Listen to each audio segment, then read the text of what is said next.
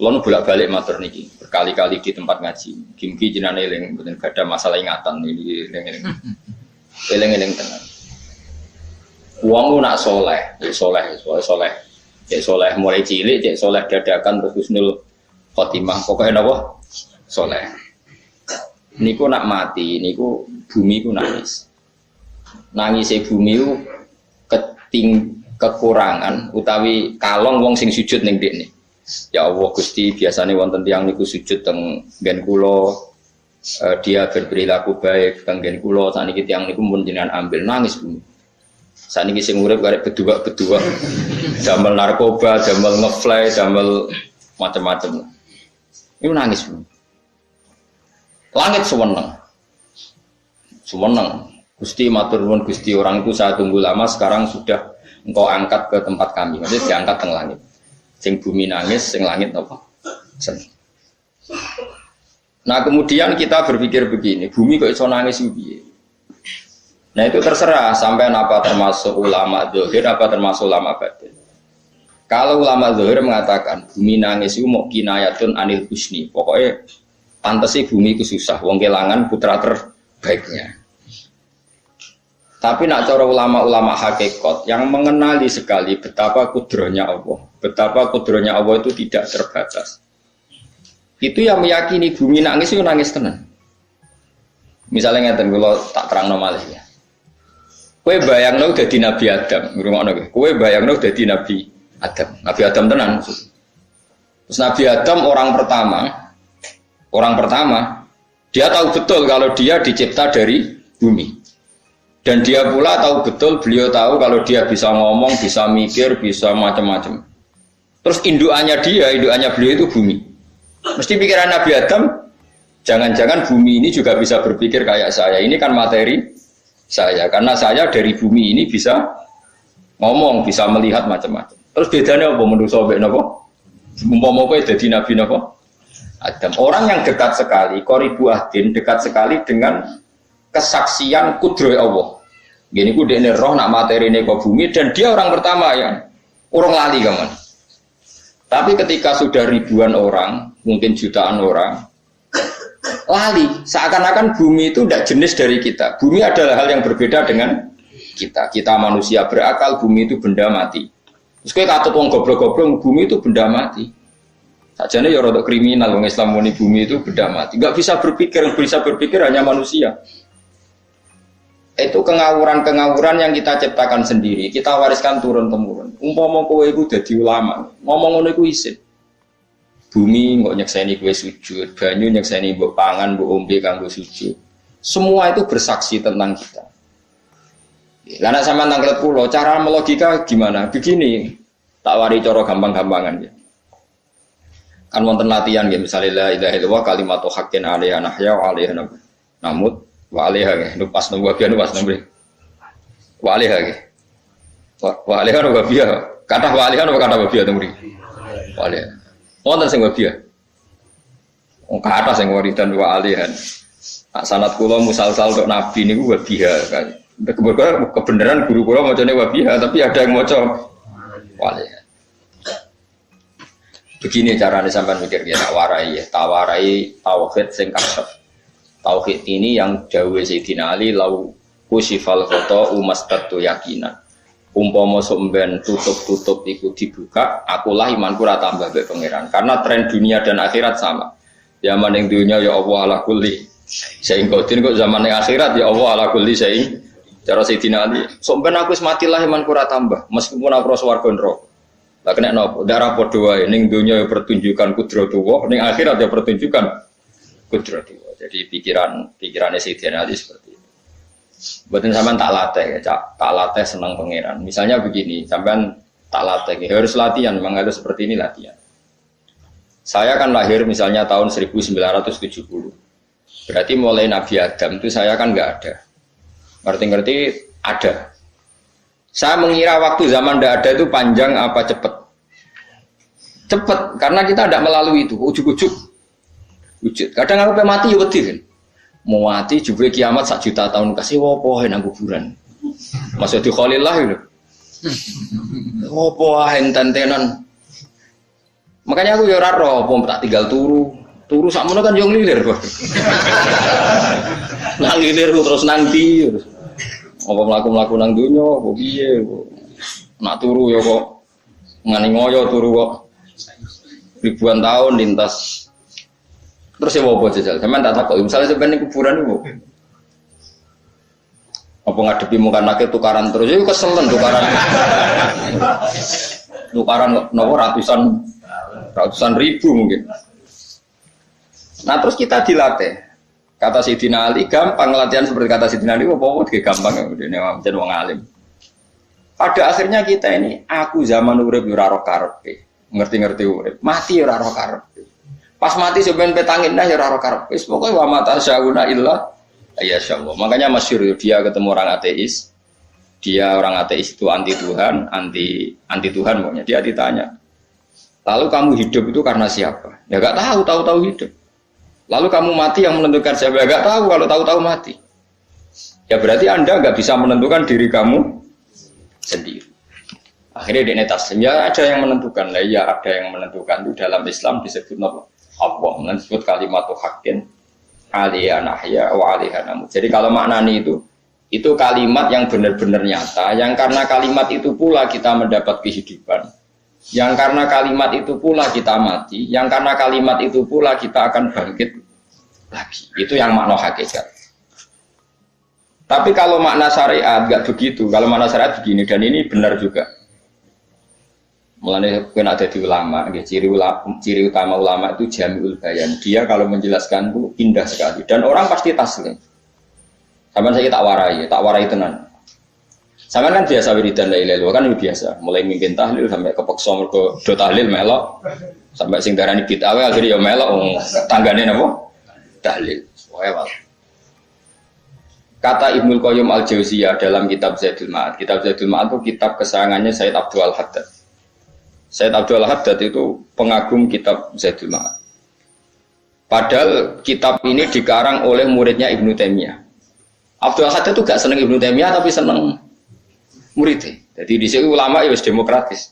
Gak seneng gurunya tapi seneng. Saja nih Ibnu Taimiyah itu orang baik. Ya ulama top ya baik, ya waras top. Tapi ngerti-ngerti Wahabi itu identik dengan Ibnu Taimiyah. Akhirnya ulama ahli sunnah penyebut itu terus izin. Mulane kiai-kiai ra ono sing dalil kok lek Ibnu Taimiyah mergo dicap. Ada Ibnu Taimiyah wong ngono. Di kitab-kitab kita termasuk Syekh Muhammad Piyambak nanya Ibnu Taimiyah qala Syekhul Islam no qala. Tapi kan ini sudah milik Wahabi sehingga kita ini terus akhirnya gak gelem nyebut. Jadi kitab koyo dalil fastabiqul khairat iki apa Pak iki dalil yo dhewe-dhewe. Wah parah tenan wong-wong. Dulu saya melihat orang enggak kunut itu ya biasa. Mergo saya sebagai wong alim ngerti iku madzhab Abu Hanifah. Saya kira arah kunut Muhammadiyah. Kita ini sebetulnya ahli ilmi enggak tahu kunut itu madzhabnya siapa kita. Itu madzhabnya Abu Hanifah, yang kunut madzhab Syafi'i. Tapi tahu-tahu iki madzhab NU, iki madzhab Muhammad. Mana ada orang-orang ini bisa punya madzhab? Ngalime sepiro nganti dadi no? Madzhab. Tapi sudah dibahas, wis dadi apa? Wajo apa sih? Mas repot-repot. Tak warai ini. Sampean ben nglafal la ilaha illallah iku keren ya. Keren tenan mboten keren-keren. Ngendikane Ibnu Qayyim Al-Jauziyah itu gini. Min asliha khuliqatil jannah wa min asliha khuliqatin nar. Terus wa min asliha khuliqatid dunya wa min asliha buisatir rasul. Wa min asliha qatalar rasul. Terus sampai sekarang saya tak bedai. Surga itu kan digawe kelas VIP. VIP mewah. Terus jari rugane widadari ora kan nak wingi terus. Kira 70. 70. Wayu kabeh kan ono sing kriting kok. Wayu kabeh terus gak tahu delok wong liya. Kadang bojo kita wis elek jek delok. Widadari sifatnya maksuratun fil khiyam. Jadi gak tahu keluyuran ning ndi. Wayu kabeh. Lak surga yang semewah itu selek itu ya bagi mereka sing nglafatno atau yang menerima la ilaha illallah. Neraka sekarang dibikin dalam itu. Jari Abu Hurairah neraka itu tes-tesane benda kamu jatuhkan ke neraka itu untuk santet ke bawah itu nunggu 70 tahun. Kila 70.000 tahun. Dikena HP-mu mbok ceblok nang neraka itu cebloke ngenteni 70. Betapa dalamnya ngentekno bego piro ya bayang. Oh itu kontraktor mana saja tidak sanggup itu disuruh ngeduk kedalaman neraka. Iku ya mau kanggo wong sing menolak la ilaha illallah. Jadi kalimat ini luar biasa. Swarga digawe bagi yang nerima, neraka digawe ya untuk yang menolak. Ya kalimat sing kowe nak tahlilan turu iku lho. Iku kalimat sing nggo alasan Allah gawe swarga. Terus kalimat sing suwe-suwe sing lafadzno diarani bid'ah iku. Itu kalimat sesakral ini nasib akhir zaman itu entek. Gara-gara dilafadzno tahlilan tersangka jadi apa? Dulu kalimat yang dipuja-puja penyebab surga dan neraka. Saiki kalimat itu tersangka. Mau perkara napa? Bid'ah. Wis aja melok-melok, kowe debat ya ora iso makili aku sebarno iso. Kok ben terusno dalan kok. Berarti la ilaha illallah itu kalimat yang surga dibikin karena itu, neraka dibikin ya karena itu. Kemudian Allah punya sunnah, lalu butuh pelatihan. Dikasihlah Allah gawe bumi. Piye-piye manusia butuh latihan, dibikinlah bumi. Dan dia latihan ikrar la ilaha illallah dengan sadar, dibikinlah bumi, lihat buakum terus dites. Wes digawe bumi, ono makanan, ono minuman, ono wayah, ono pegatan macam-macam, ono diutang sembulet macam-macam. Gue ngetes, eling la ilaha illallah, eling utangi, eling la ilaha illallah, eling kasusé pokok dites. Karena nggak fair kalau Allah bikin itu kemudian nggak dites, dibikinlah darul imtihan. Dunia itu bahasa Arabnya darul imtihan, tempat tes-tesan. Imtihan mana apa? Tes, lihat buakum diuji. Pas diuji kita hidup. Artinya kita dihidupkannya pun oleh Allah demi tes-tesan dan itu disebut kalimat haqqin alaiha. Nah ya sebenarnya kita hidup pun ini untuk dites. Pada akhirnya la ilaha illallah apa enggak? Paham ya? Terus dites. Allah itu juga secara hukum itu kan nggak fair, dites kok nggak punya pemandu, dibikinlah rusul, diutuslah para rusul untuk pemandu. Tes itu kan butuh seru, pemandu tok ra ono musuhe kan nggak seru, dibikinlah setan.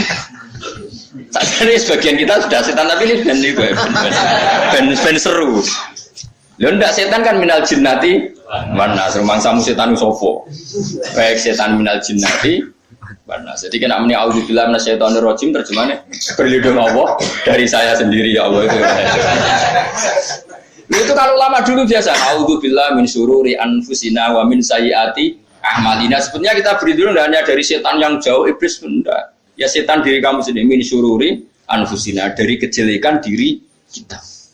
Wong-wong do ujug, wong setan ku wah lu gaib sing piye. Lah kowe iku sapa?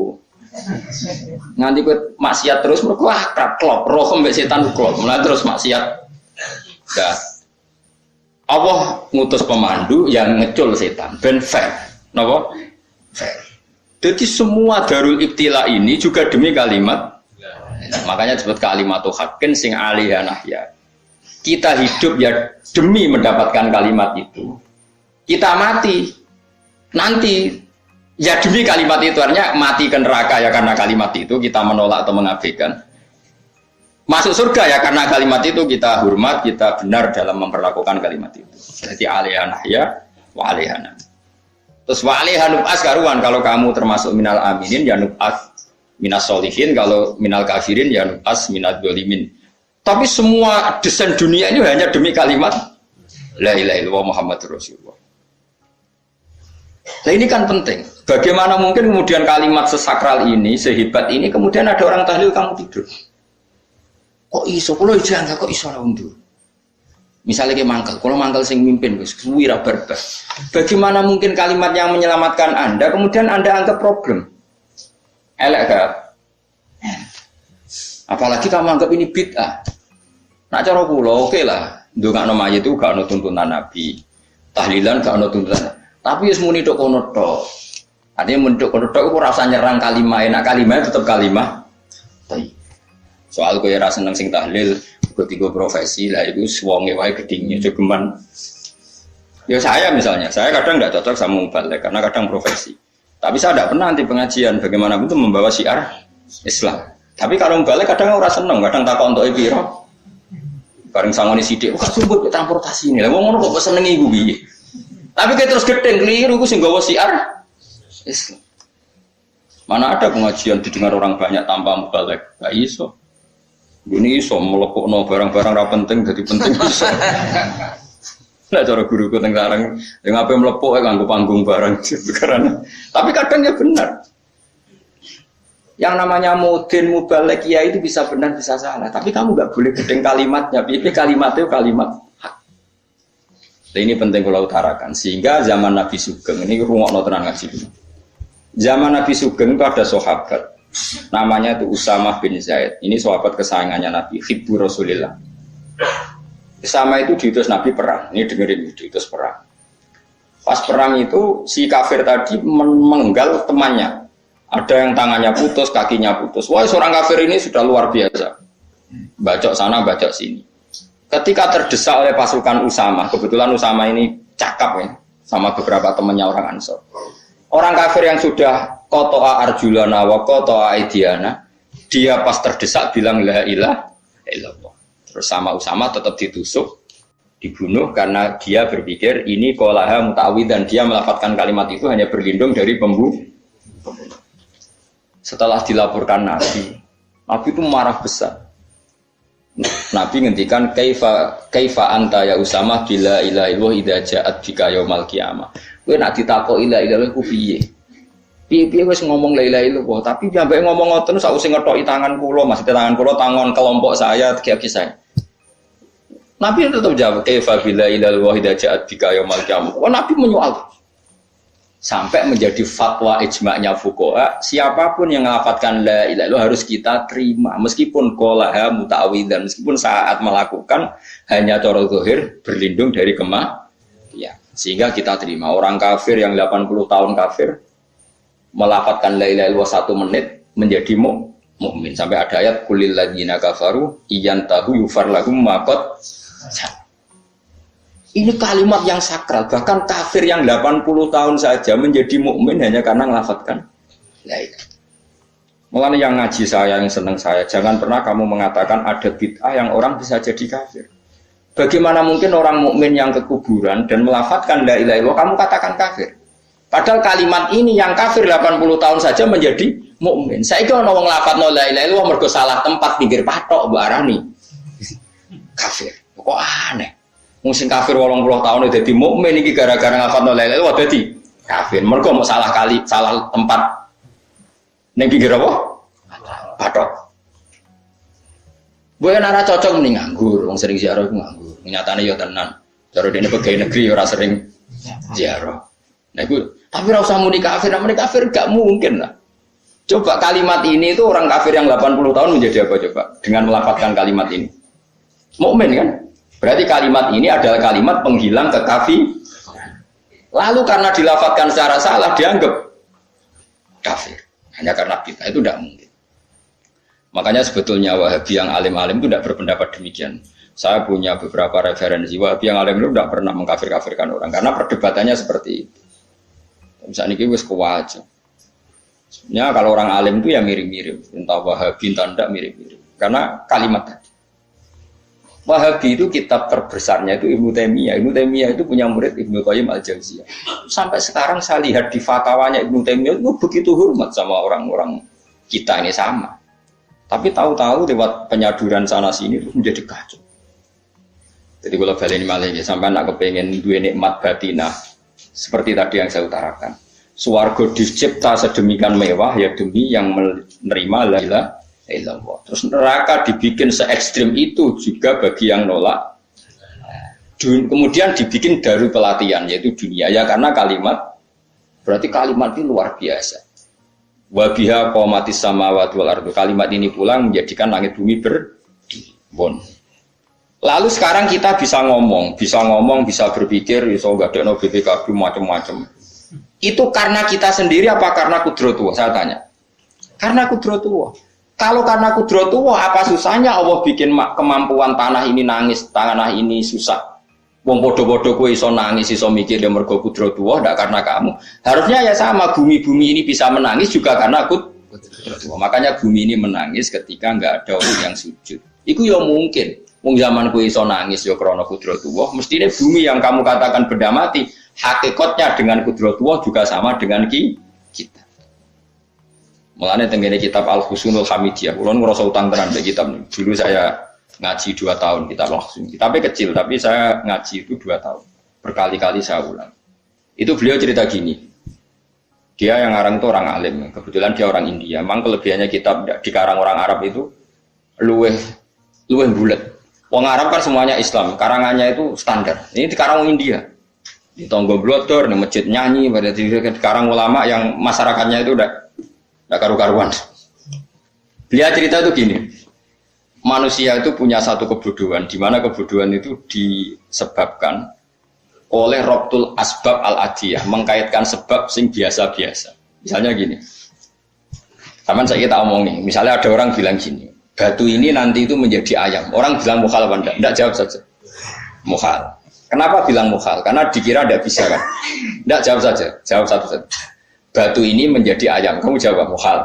Alasannya apa? Alasannya enggak mungkin terjadi, apa kamu enggak bisa? Sebetulnya karena kamu enggak bisa. Udah. Kalau dia ini nyontok nombor tahun Indonesia, nyontok nombor kayak kelungsu lah. Anak apa? Biji asem, nak yang gini terus dia kelungsu. Lau ukhbiroda karrojul. Andai kan orang itu kamu kasih tahu, kelungsu ini biji asem itu, biji pohon asem itu. Nanti yang kecil ini suatu saat besar. Setelah besar buahnya banyak, tambah besar, tambah besar. Terus orang bilang mungkin. Ketika bilang mungkin itu karena dia bisa, apa hanya karena menyaksikan berkali-kali ada kejadian nak kelungsu ditandur, iku iso dadi gede. Coba sama aja. Karena dia bisa, apa karena hanya menyaksikan itu sering terjadi? Hanya menyaksikan. Artinya zaman dia mengatakan mungkin itu pun tidak memberi kontribusi ikut buat. Iya enggak?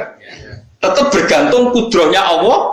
Dia hanya bilang mungkin karena sering melihat. Sebenarnya dia enggak sama sekali memberi kontribusi. Lha darani mungkin ya ora urun.